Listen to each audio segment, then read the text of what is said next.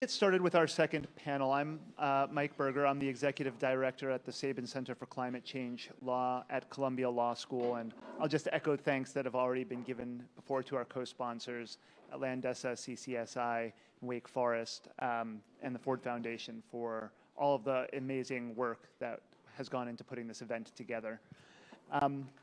So I'll start with a few quick remarks, echoing things that have already been said. The theme of this panel will reverberate quite a bit with the theme of the first panel and with Mike Gerard's keynote earlier this morning, by focusing on the impacts of climate action on land. The typical perspective on climate change and land focuses on the impacts of climate change itself in terms of desertification through increased heat, loss of biodiversity, loss of land mass through to sea level rise and so forth and so on. But what about how climate action, the responses, the adaptive and mitigation actions to climate change, how do these impact land use, land rights, land tenure, and human rights? Mike did an excellent job earlier this morning of detailing the range of options that are potentially implicated in this. Biofuels, bioenergy, and the BECS regime, reforestation, afforestation, and large landscape scale preservation, the massive build out of utility scale renewables, including hydro, and as well as mining for rare earths and other minerals that are necessary for the technologies that create renewable energy.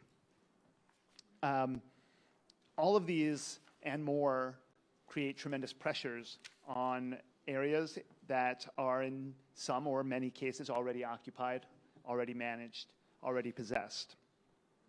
So we have with us for the second panel 3 experts to talk about issues that arise in this conflict, in this context where conflicts arise between the land demands of climate action and the land rights of people. So we'll hear from Mark Lutes of World Wildlife Fund. Mark is a senior advisor to the climate policy team. We'll hear from Katharina Rall from Human Rights Watch, where she's a researcher in the Climate and Environment Program. And we'll hear from Barron, who is a lead scientist at the United Nations Convention to combat desertification. So we'll start, Mark, with you. Mike Gerard mentioned the role of biofuels, and we know that biofuels will be particularly important in addressing decarbonization of, ultimately decarbonization or at least mitigation of greenhouse gas emissions from aviation and shipping, among other things. This is an issue that you have been deeply involved in at WWF. So please tell us a bit about biofuels and the work that WWF is involved in. Sure. Thanks, and thanks so much for the invitation here and the opportunity, especially to hear the very powerful presentations and discussion earlier. It was very, very useful and very insightful about some of the challenges in meeting the demands for biofuels and the broader solutions to climate change. It's very common to hear that about the impacts of climate change, that the people suffering most from the impacts of climate change, from desertification, drought, all of the flooding, are those who had the least to do with causing the problem. Especially based on the previous session, I think we can say beyond that, the people dealing with some of the solutions to climate change, dealing with the challenges that come with some of the solutions to climate change, are also those who did the least to cause the problem. So we need to make a huge transformation in the global economy. Most importantly, getting off fossil fuels. And the IPCC report that came out last year said that to limit warming to 1.5 degrees, which is the threshold to avoid the most, not to avoid impacts, is by no means a safe level. There will be quite dramatic impacts at 1.5 degrees of global average warming, but to avoid the most catastrophic and irreversible impacts, we need to basically reach net zero emissions by 2050, if not before, which requires some pretty profound changes in our global economy. Most importantly, getting off fossil fuels, and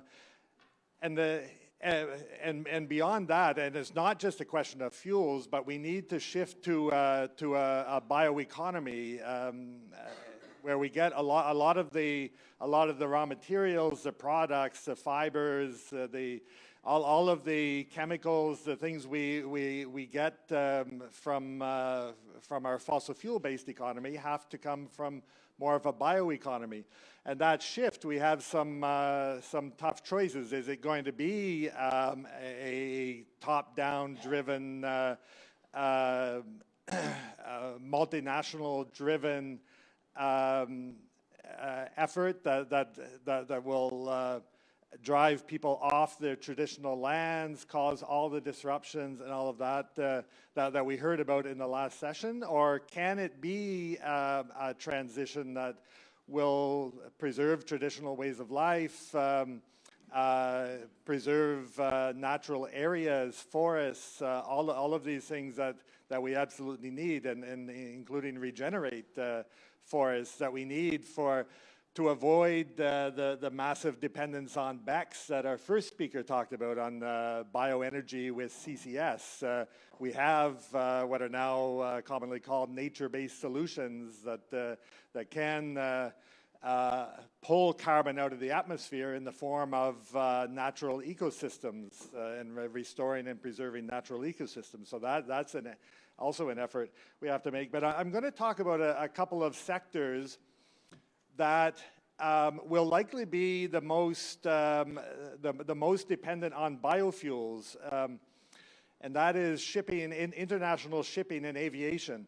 A lot of other sectors, land transport, automobiles, trucks, they in the hopefully medium, but certainly long term, they can be electrified with batteries. And of course, the scale of this depends on the level of consumerism, the level of economic growth, choices that governments, citizens, the private sector make over the coming years. But we aren't going to get away from the need for some quite significant amounts of fuels of different kinds for especially for transport.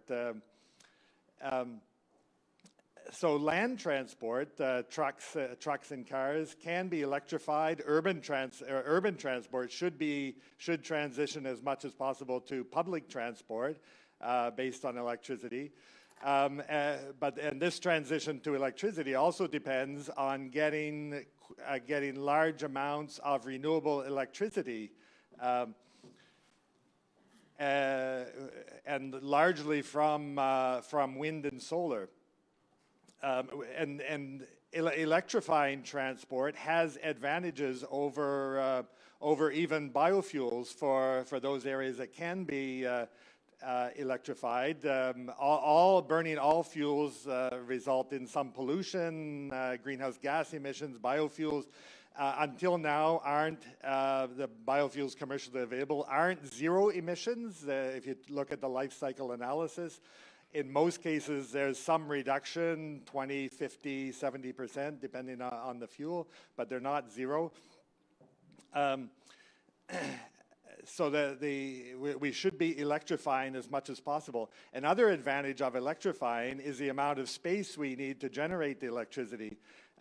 Solar panels, for example, to get the same amount of energy from biofuels, from crops based on photosynthesis, as we get from solar panels. The ratio is about 100 to 1. For every hectare of solar panels, you need about 100 hectares to get the same amount of energy from biofuels. And it varies a lot depending on the crop, the intensity and that sort of thing, but that's why electrification for those sectors that can be electrified is better. Talk a bit about the challenges of aviation and shipping. Aviation is probably the sector that will be most dependent on biofuels. Aviation requires very specific fuels, high energy content. Now for jet fuel, it's kerosene. To get basically the equivalent of kerosene requires biofuels, processed biofuels to very highly exact specifications. But there aren't alternatives to that as there are potentially for shipping. To get this high density biofuels, you can transform ethanol, or it's easier to transform oils from food waste, for example, or oils from oil seeds like soybean, for example, or different palms. And of course, with that comes all the dangers of driving deforestation, driving people off land, the horror stories we've heard from Indonesia and that sort of thing that I guess we'll hear about a bit later.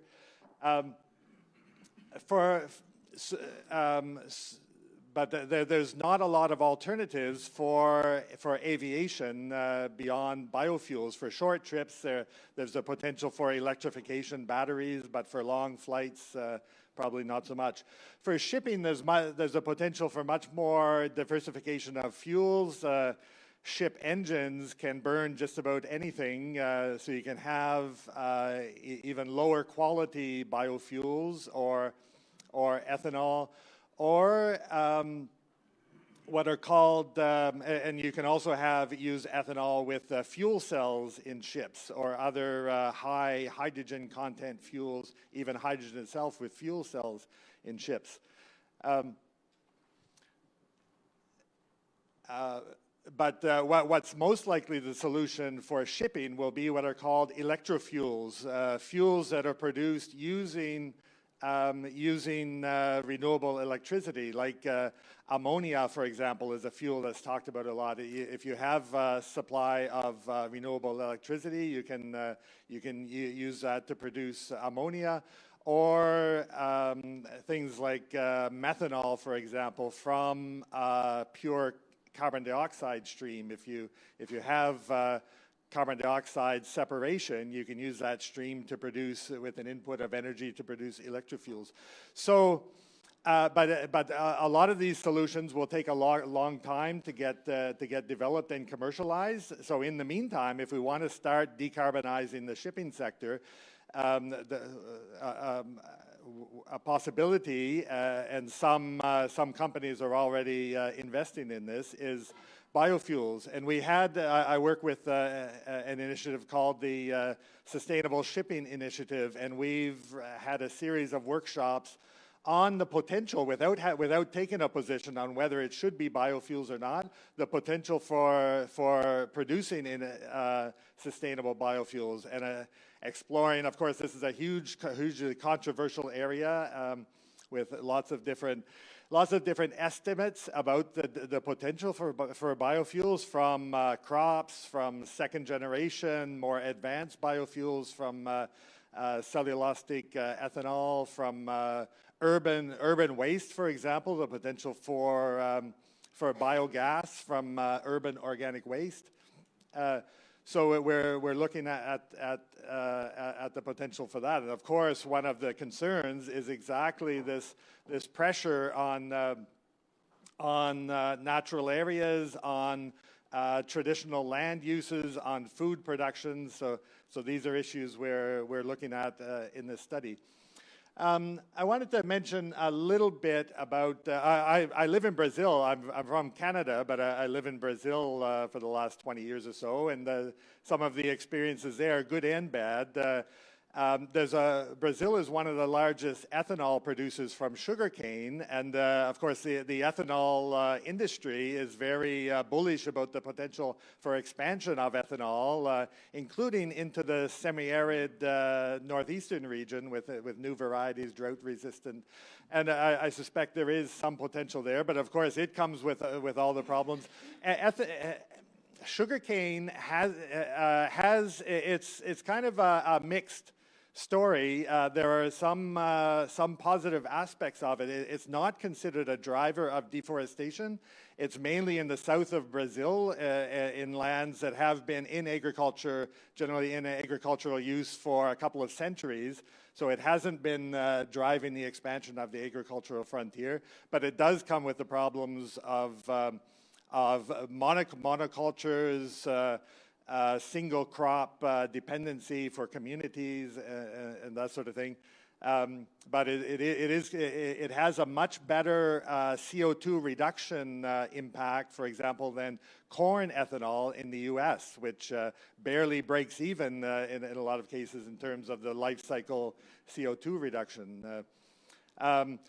And on the other hand, we have just one final comment, cautionary tale, soybean for biodiesel. Soybean is, of course, implicated in the expansion of the agricultural frontier in the Amazon and in the Cerrado. So there a lot more caution has to be taken. But it's clear that it's not just a one-sided story. A lot of the expansion in soybean happened during the huge reduction in deforestation rates in 2007, 8, 9 kind of thing. So, yeah, so thank you.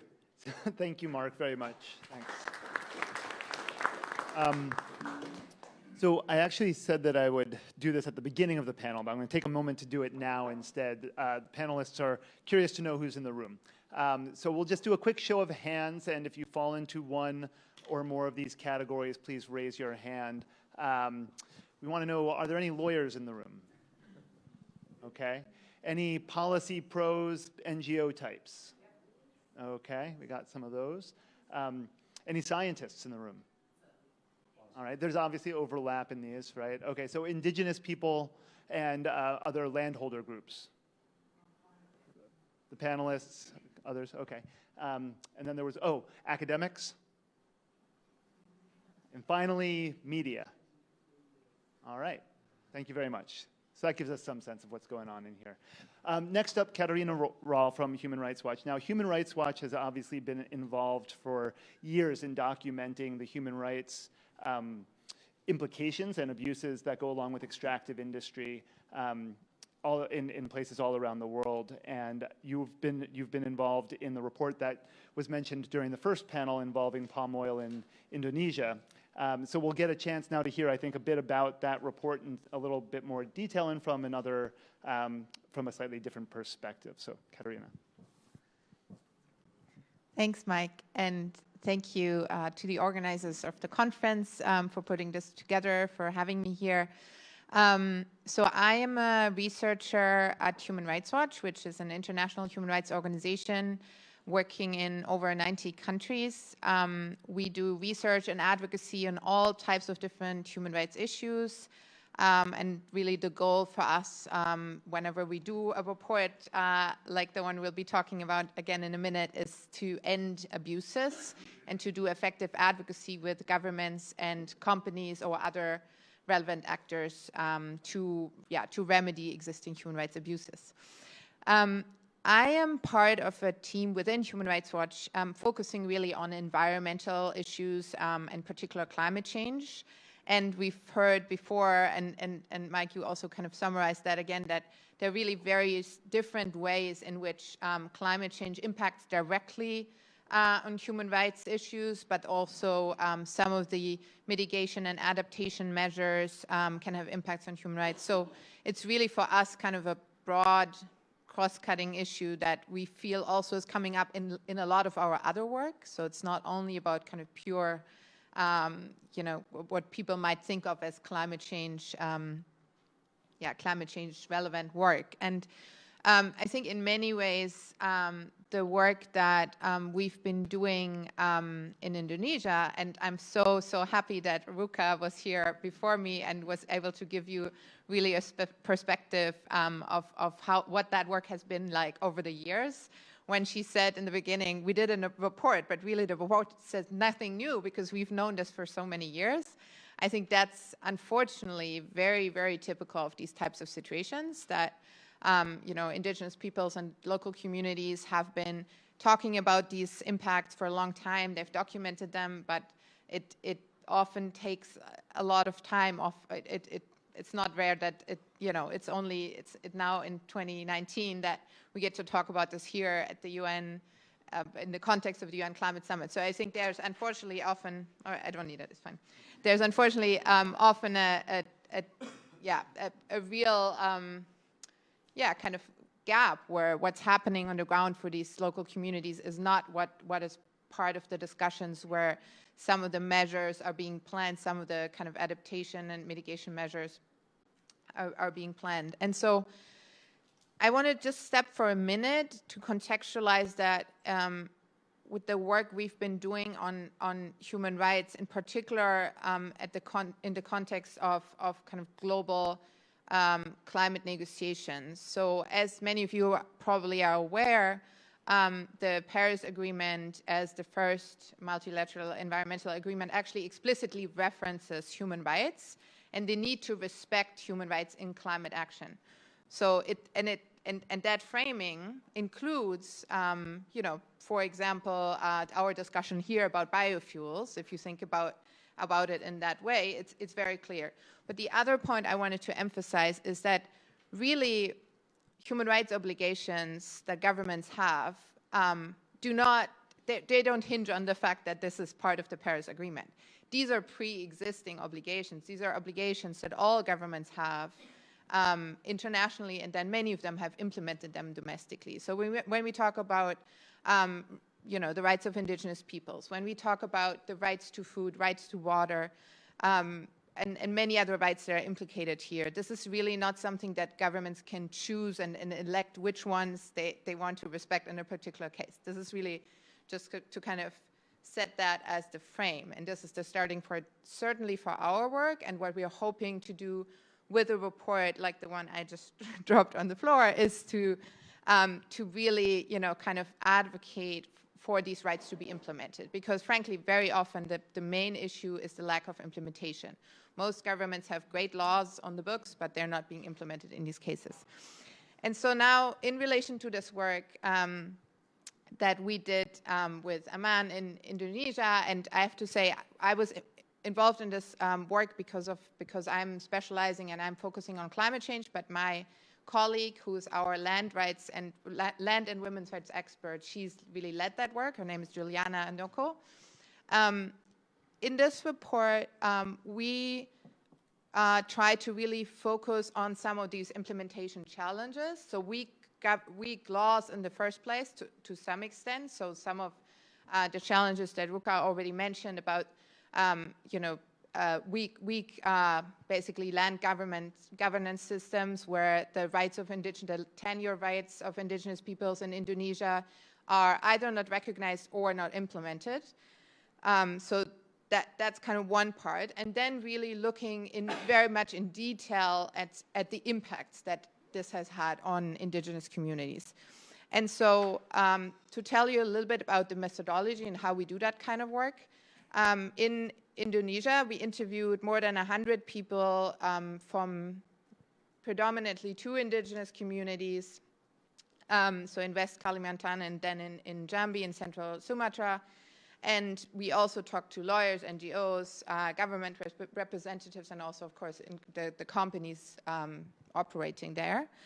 And so this is, and I think most of you were here this morning, but just again to kind of give you the context, this is work we were doing in a place where really Indonesia is the largest palm oil producer, and in numbers that means in 2018 40 billion tons of palm oil, which is more than half of the world's total production. So it's really kind of a significant place to look at this more broadly. And because of the long history and the size of the industry, we picked, as I said, we picked 2 places where we did that research, but we are also looking at the broader, just the broader governance structure and some of the structural problems that led to these abuses.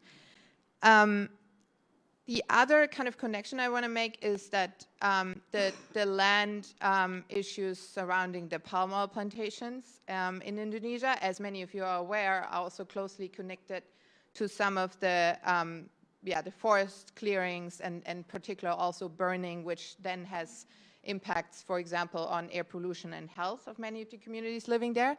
This is not something we focused on for this report, but I think it's an important part of the conversation as we're talking about land use and risks and to the realization of rights in this context.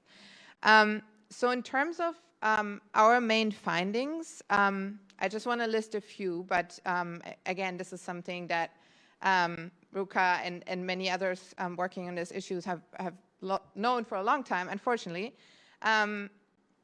So the companies in this case studies had no meaningful consultations with indigenous peoples to begin with, to explain the nature of the work they were going to do and then the extent of the human rights risks.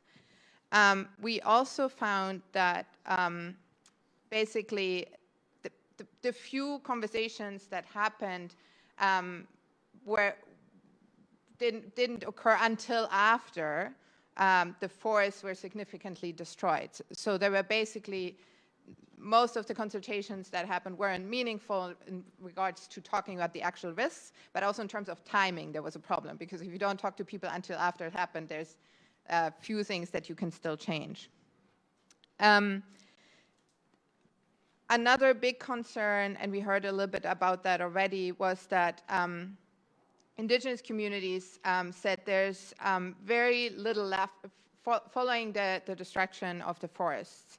There's very little land left for them to make gardens and forests that are really the basis for their livelihoods. And they also believe, and that's documented for those of you who don't want to read the full report, but maybe have a look at the video. We also have a video kind of showcasing some of this.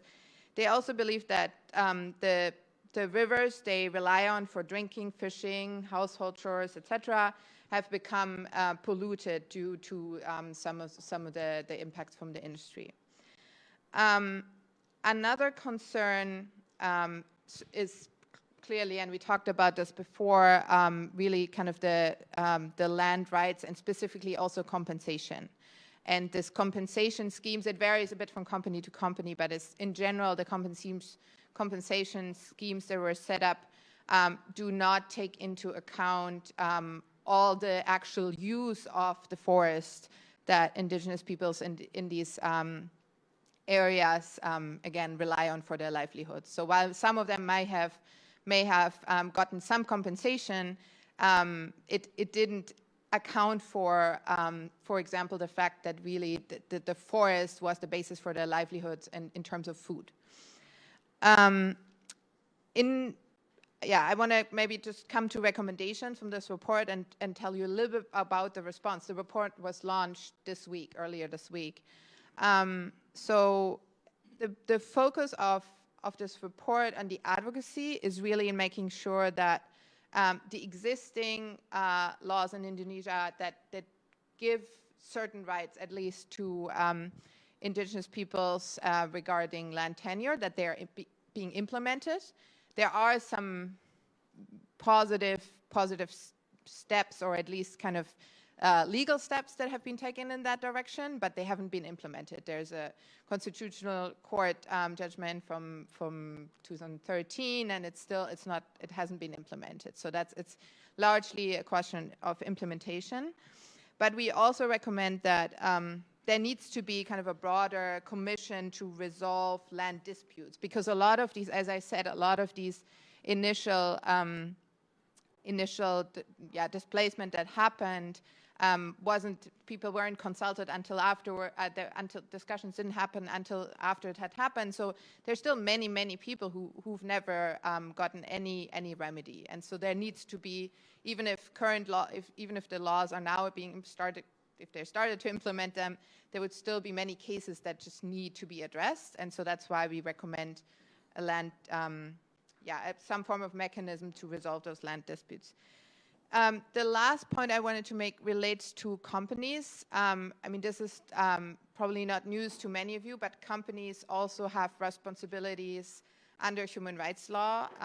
So the Ruggie principles, the UN guiding principles are relevant in that context. And really the primary responsibility as we see it in this context relates to due diligence. So making sure that before, during, and then also after any kind of activity that impacts people's rights, they need to think through what the risks to the realization of the rights of the people who live there are, and take measures to mitigate those risks. And this is something that in Indonesia, as well as in much of our other work, is often not happening. And the reason why it's not happening is because the cases are maybe unknown, but also because the government is not properly monitoring the companies.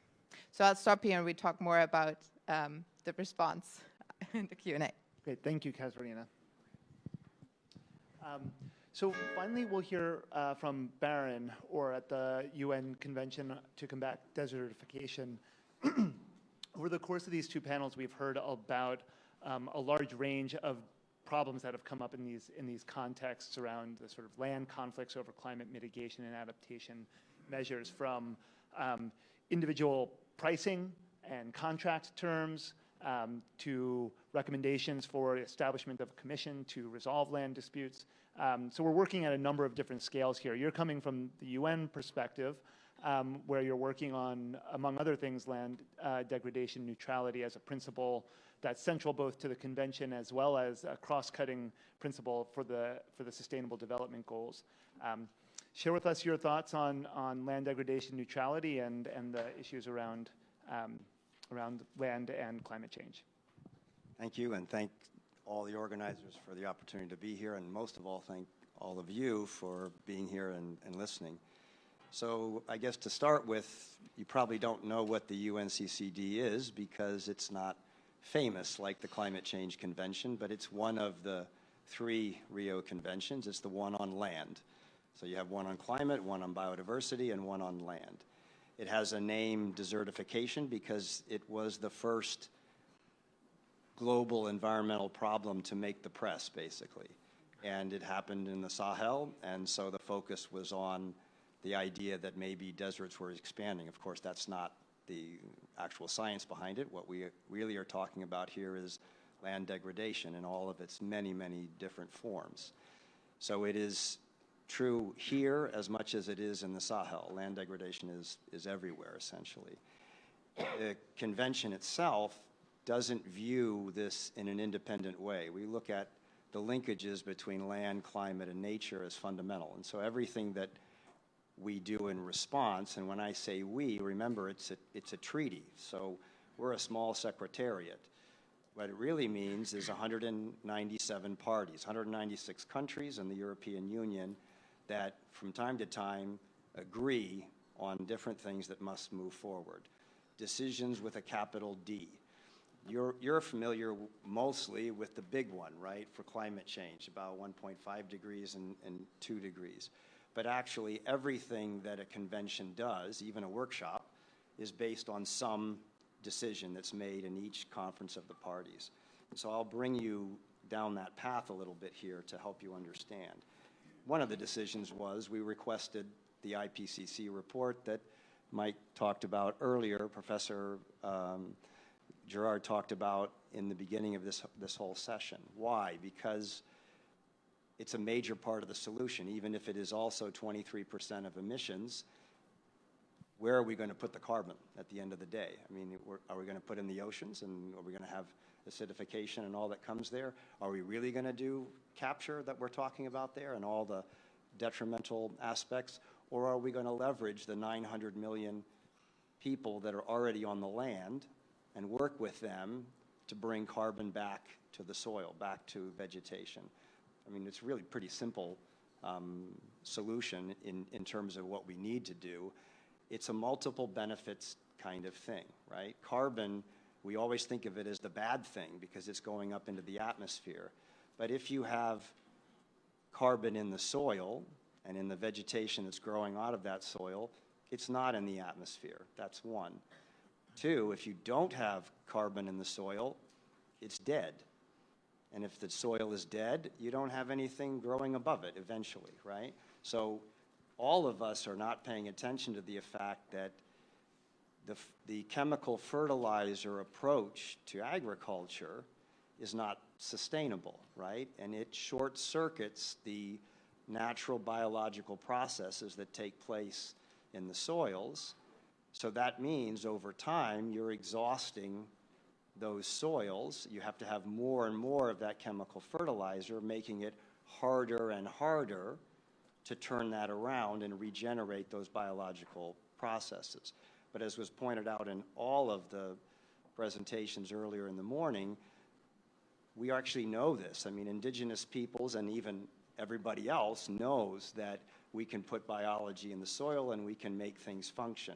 So if you have carbon in the soil, you have productivity, you have the ability to sustain communities. It's a fundamental thing.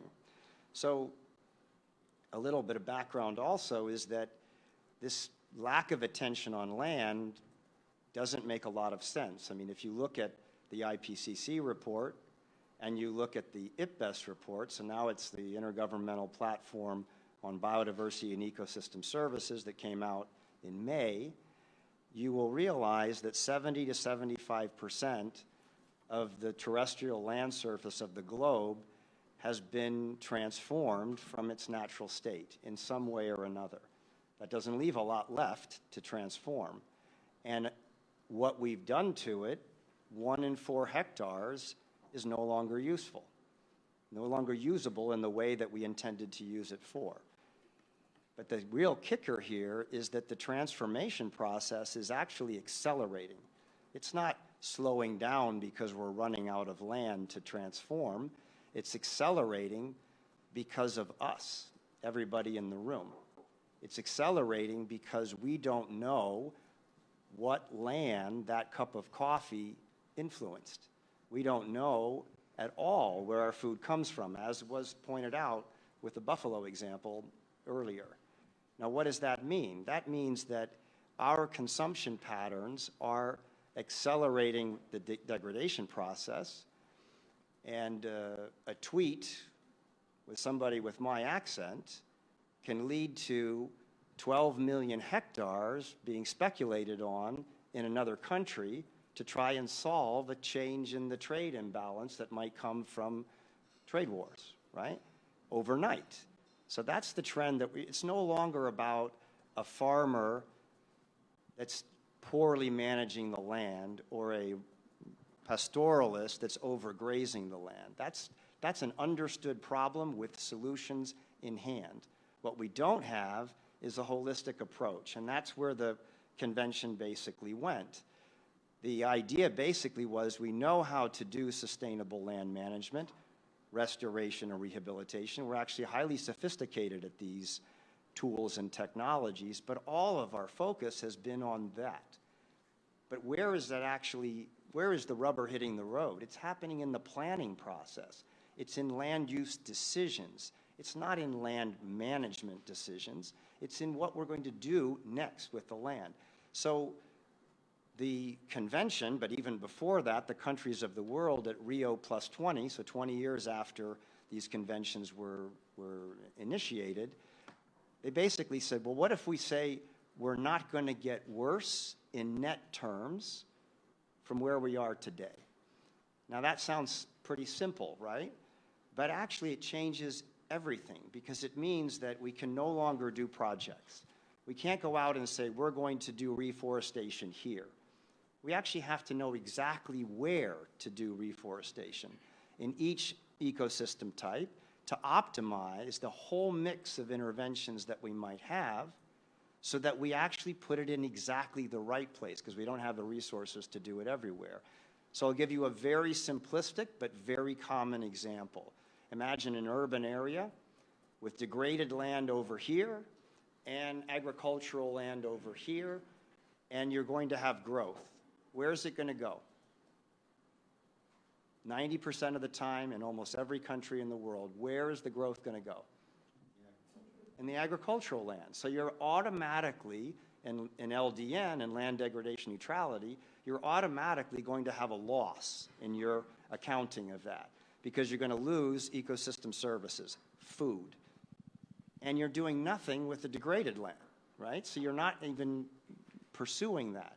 But maybe with a greater investment, if you push the growth into the degraded land, and maybe even if you did smart growth type approaches, you might have a gain. You might actually bring ecosystem services back, even as you build housing and industrial development or whatever else would go into that growing area. So very simplistic example, but not done.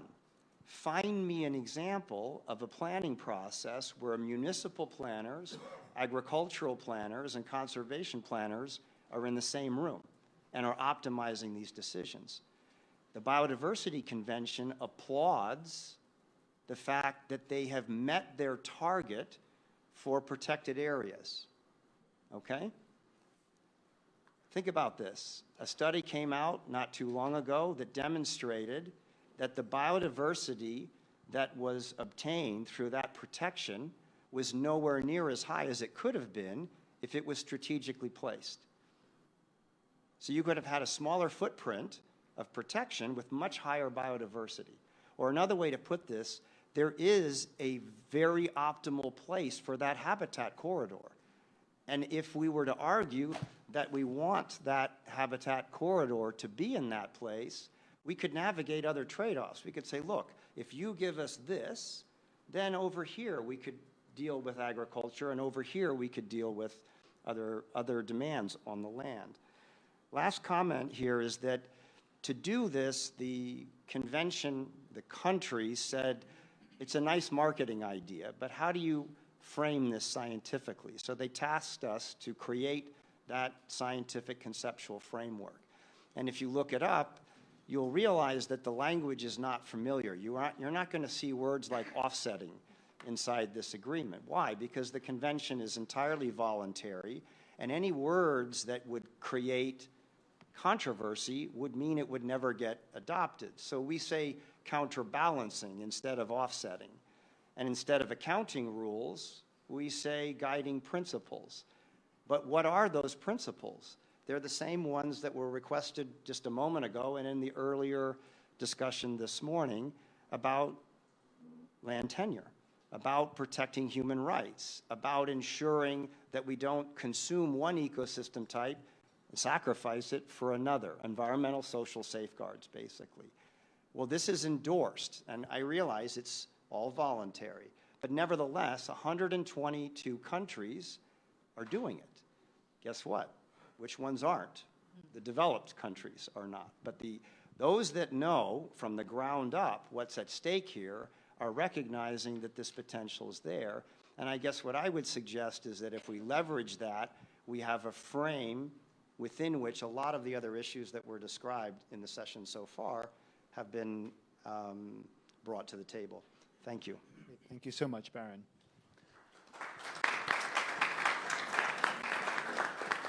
We'll open it up for Q&A in just a minute, but I think I'll exercise the prerogative of the moderator and pose a first question. And I'll just pose it to all three of you.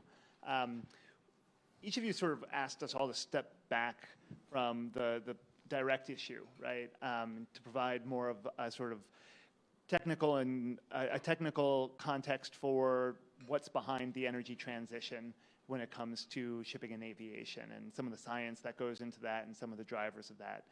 And Katharina, you asked us to step back and look at the human rights lens sort of writ large and how it's inscribed in the Paris Agreement and what that means for climate action. And again, another sort of scientific step back into desertification and land degradation and a nice walk through the convention.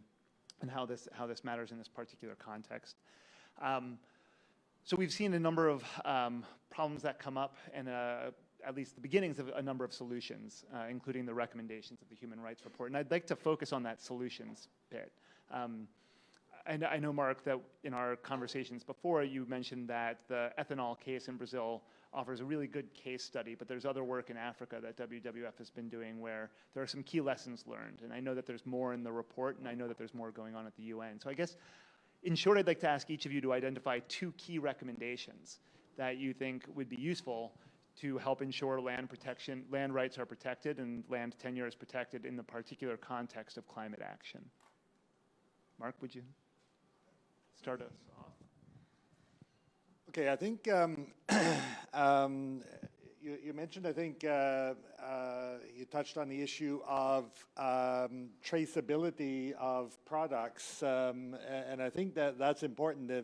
If you can trace the supply chains of products and know where they come from, and if they're coming from sites with where there has been land grabbing, disputes over land, that sort of thing, then you can, the supply chain can help address that. This is something recently you may have heard. The political situation in Brazil isn't the best, and one of the forces pushing back against the government and avoiding more setbacks and elimination of protections and that sort of thing, to the extent that that's happening, is coming from the agribusiness, the export sector, who are very afraid of losing their export markets. And there's already talk of boycotts and canceling or not going through with trade deals and that sort of thing.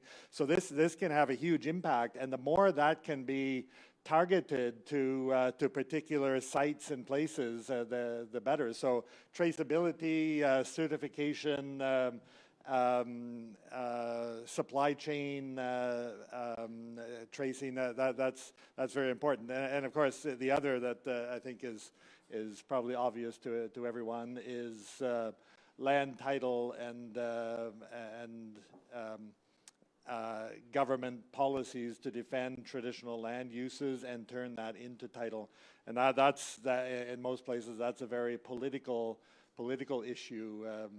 And in Brazil now, there's huge risks of going in the wrong direction of that. But mobilizing political pressure on governments to enforce land title and turn traditional land uses into title is extremely important.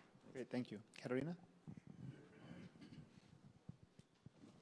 I'll build on that. So the supply chains transparency is really, that's actually one of the key recommendations of our report as well, to say governments importing palm oil in particular should ensure transparency around the supply chains, and they can, I think they can actually really influence those discussions globally, which is kind of a movement that there is more and more work that's being done on this. At the same time, the EU, for example, is phasing out the import of palm oil. So I think it's happening, but it's important to also acknowledge that while palm oil is currently still being imported, they need to really look at that. It's not enough to say, oh, we'll phase it out in a few years. The other thing I wanted to emphasize, in addition really to specifically looking at tenure rights, I think more broadly, monitoring of the human rights impacts on all kinds of related rights issues, livelihoods, rights to water, right to food, is really something that it's not optional. It's not something that you can choose to do once there's an issue, but it's something that should be done. And it's very much in the interest of the companies, of governments also, to start doing that from the beginning, because that's how you can avoid some of these really, really terrible harms. And you don't have to then find solutions later and think about compensation schemes, etc. if you start doing that from the beginning before you even set up your plantation for palm oil or whatever kind of project it is. So I think it's really that, you know, whether you call it environmental and social standards, whether you talk about human rights obligations, but I think there's really a need to think through these things from the beginning and to really think about mitigation of some of those risks from the beginning. And again, I can't emphasize this enough. It's not voluntary, actually. Governments have these obligations already. And I think that, yeah, is kind of the broader point about beyond land as such. So I'll also build off of those on the issue of the traceability and transparency of the supply chain. It's important to keep in mind, if you're looking at this at the global level and your convention is focused on land, and you bring in a topic that's controversial and it's not tied to land, it's going to be negotiated out immediately, right? I mean, it's never going to make it. It's not in the mandate. So we took on that problem from the perspective of land. And I would argue that we should all be doing that, not only looking at transparency and traceability, but the actual connection to land from consumption. And actually, it's a difficult thing because trade, the flows of consumption and production are numbers, right? They're in columns, in spreadsheets. They're very detailed, but they're not land area. They're not tied to specific places on land. But there's been some breakthroughs. There's a forward thinker at the MIT Media Lab that's created kind of an AI blockchain approach to this that's been embraced by the largest supermarket chain in Amsterdam, the Netherlands. And if you go in there and you scan the barcode of a product in there, you get the entire value chain with a map. And you get every step of it and what the status is of every step of the value chain all the way to the source of the commodity. This really powerful tool, and it demonstrates that this is a solvable problem, because if you can measure and monitor it, you can deal with it, right? So that's that one I would keep in there. The second one that you were referring to, I would add to what you were just saying, that it's very important that we look at these rights in conjunction with all the other related policies. So for example, the assumption always was that good land stewardship is correlated with land tenure rights. But actually, if you look at the data, it's not. Why not? Because when the changes were made to provide land rights, the economic situation wasn't considered, and very often the land was sold immediately, right? Because it was economically much more beneficial to the individual farmer, right? So we have to look at the whole enabling environment, and one of the most important elements is to stop thinking about the people all over the world that are using the land as subsistence farmers, et cetera, but instead as business people, right? They have a startup investment to overcome if they're going to move towards a sustainable approach. That is something we have to incentivize in policies. We only incentivize right now fertilizers. Why can't we incentivize the good stewardship? We could, but it would have to be aligned. We would have to do this in somewhat of a common way so that the private sector can benefit from it. Otherwise, it's not going to have their buy-in. And then my last comment is a lot of what I'm talking about ends up in decisions that come out of these conventions. And I urge you, particularly since there are so many lawyers in the room, to look at the ones that just came out of New Delhi, which is our conference of the parties, because a lot of these topics are there. They're coded sometimes. You don't say trade, you say flows. You don't say you're affecting my land in another country. You talk about externalities, but nevertheless, they're there and they can be leveraged. There's convening power there. Thank you. Thank you so much. So we have some time for some questions. And okay, I'll take a few all at once. So we'll start here.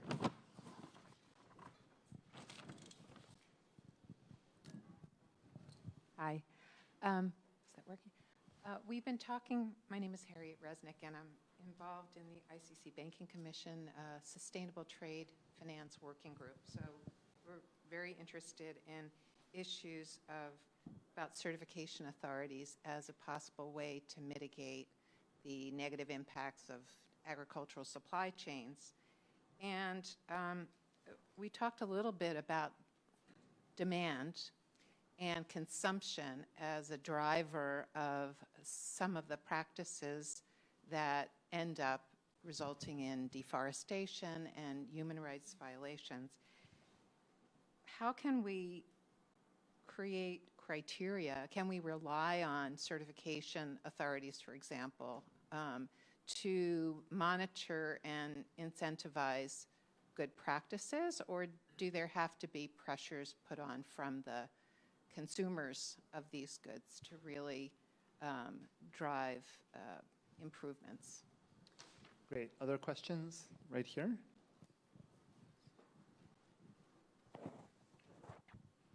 Okay. Thank you very much for the discussion. Actually, my name is Ababayo. I came from Ethiopia. So, as you know, in our country, actually the land is owned by the government. So recently, for the last 10, 15 years, has been land grabbing because of the companies who are coming work in the country. So with this case, actually, since we have a very weak regulation in the country, because we have many displaced people in many areas, so of course the sustainability issue is very weak. So in this case, is there a possibility to have like international laws as far as this land is? I mean, we know these companies, they come, you know, they make their own negotiation with the government, and the government, as earlier said, they usually make headache to the community. So is there a way to push or to advocate this kind of laws as international level so the government will obey those rules when they do any kind of business with the foreign companies? Thank you. Thank you. In the back, yes. My name is Bunthon. I'm representing Alliance for Democracy in Laos. Can you use the microphone? Thank you. Yes. My name is Bunthon. I'm representing for Alliance for Democracy in Laos.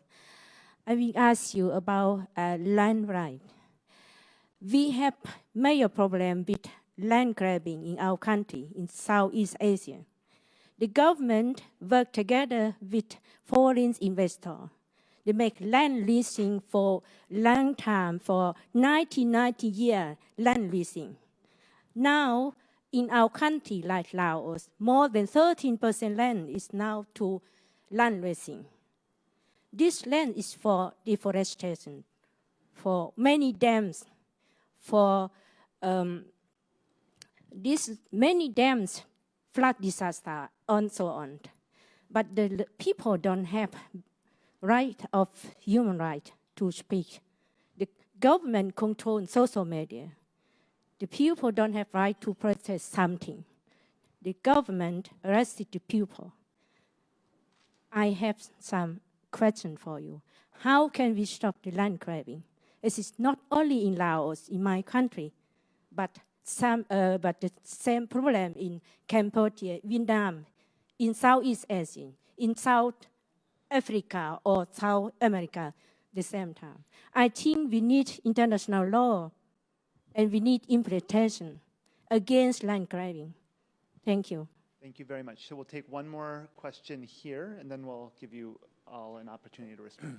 I am Jan Dash, an editor of World Scientific Climate Encyclopedia, and so I was very interested in the comment using blockchain from the MIT Media Lab. My question is, how general in the long term would you think the use of blockchain could be in terms of measuring supply chain traceability? Thank you. So a couple of questions about certification and a couple of questions about the relationship between international law and land grabbing and its role. Mark, you want to start us off? Okay, on the certification question, I think certification can have a positive influence. It can get us part of the way there. Of course, it can't solve all the problems. Certification can can just capture the good players and highlight the best actors in the supply chain, and then who are not able to meet whatever the suppliers, the operators who aren't able to meet the certification requirements will go to other. They might lose a premium in terms of price, but someone will probably buy their products and they'll be able to get it to markets. So the more comprehensive, the better. And there are different certification schemes.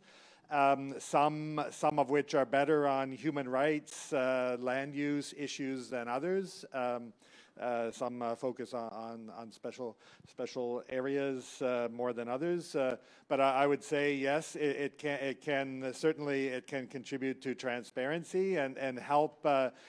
Usually, it's based on traceability and transparency. So the more of the supply chains that are certified, and the more pressure to certify, the more it will introduce transparency into the system. Land grabbing. And yeah, I think blockchain. Perhaps you can talk more about blockchain, but I think it will certainly play a role and have more decentralized approaches to certification and traceability. There's certainly applications there. I'm not a specialist in that, and I think everyone's kind of looking how is it going to work. But I think it's generally accepted that there will be applications. It'll make it more decentralized and probably more cost-effective in the long run. So Mark, before we go to the land grabbing, Barron, maybe you could follow up a little bit on the blockchain and certification question, if there's anything more that you'd like to add to that. Sure. So I guess is it scalable? Is it going to go somewhere? I think that partially is whether there's a competitive advantage, and it certainly looks like the case in the Netherlands. I just learned recently that there's some similar approach being taken in Switzerland. Again, it's individual chains of stores that are doing this, but that's where all these things start when they start to spread. And the other thing about it related to the certification question that I would point out, I heard the CEO of Nestle during this Climate Action Summit talk about the palm oil issue, and he made it clear that they're the largest purchaser of palm oil. They represent 5% of the market. And his comment was, unless we do this in combination, where the business side of this, the on-the-ground issues that we've heard about, and government policies align in common, even if they make big steps, they will lose their competitive advantage and they'll be simply knocked out of the market. So even with 5%, 95% that's not there. So we have to keep this in mind. We have a bad guy in the room, but on the other hand, the market is driving this. We've got to get these two worlds somehow linked together. Great, thank you. So the second set of questions was around land grabs and the role of international law. And Katharina, you touched on this, I think, a bit in your remarks. So maybe you could start off the responses, and then others could join in. Sure. I'll try to give a quick answer to an easy question. How do we implement international law? No, but this is really obviously a question that we are grappling with the whole time. What are the most effective ways to enforce international standards that are, many of which are not even voluntary, but actually obligations that governments have, and yet they're not being implemented. And so, a few thoughts. I think one thing is, and we've seen that in Indonesia and elsewhere where we've been doing that kind of work, I think the role that local groups, local NGOs, indigenous peoples that are mobilizing around some of those issues, the role that they can play domestically is really huge. And there are many cases where it took a lot of time, and it certainly, unfortunately, often needed that it only happened after a lot of harm already occurred. But when some of these groups were really successful in bringing these issues to the forefront, whether it's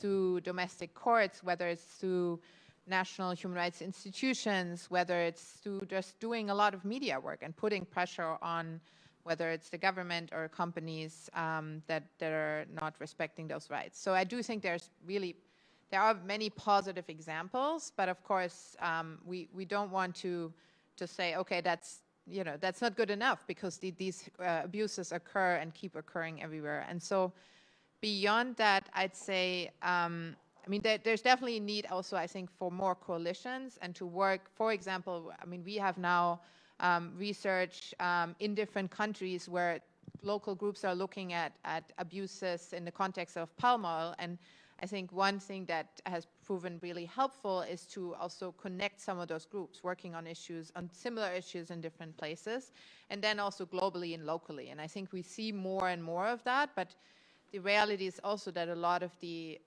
international groups doing that type of work, I think, need to catch up on what's happening on the ground and really make sure they take that into their own work. The last point I wanted to emphasize in that context, and I think that also came up in one of the questions, is that unfortunately doing that type of work and advocating for rights in the context of whether it's palm oil or another issue can be very, very dangerous for the people doing that. And we have documented ourselves, and it comes up in our work on the environment all the time, how really the people doing that work, advocating for their rights, but also, for example, for the protection of forests. We've just also last week published a new report on Brazil, looking at some of the violence against forest defenders and what the impacts this has on their ability to protect the forest. So I think, and this is unfortunately really another important area to look at, to really make sure that the people who are doing that work, who are in many cases also really taking climate action locally, that they can do this work safely. And so I don't have a solution to offer to that, but I think it's just something I wanted to flag as a really, really important area if we want to make progress on any of those issues. Great. So I think that the music is our sort of hook off the stage, and we are now very much standing between everybody in the room and lunch. So please join me in thanking the panelists.